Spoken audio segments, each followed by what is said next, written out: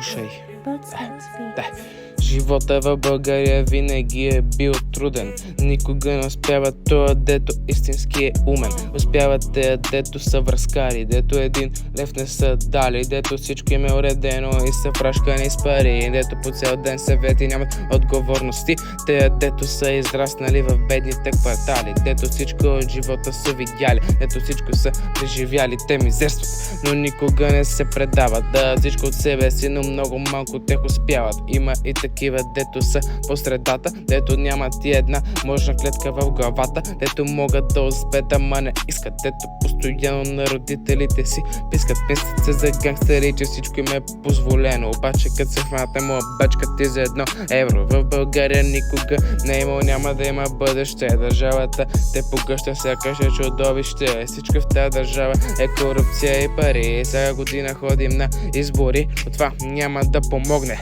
Никой не е виновен, че на тея пишлемета не може да се смогне. Хората са ни ужасни, копелете винаги са били такива. И един ден не са работили на шибаната нива. И затова лека по лека всеки от държавата си отива да търси бъдеще в някоя друга общност, да гледа на живота с реална отговорност. Не знам как да ви го кажа точно, но ще го кажа така. Слушай,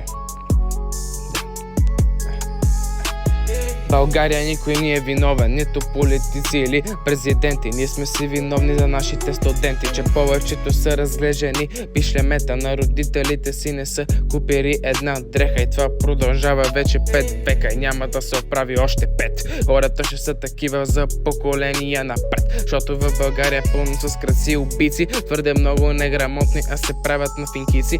Искам това да го кажа в тази песен, хейта да се изледа, но се чуе поне на есен, защото аз съм бесен.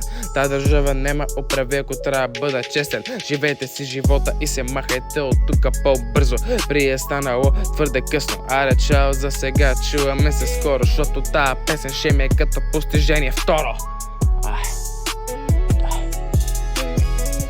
Се правете, че не ви кажа истината. Да срамете се и се погледнете в огледалото. Чао. Дърпай.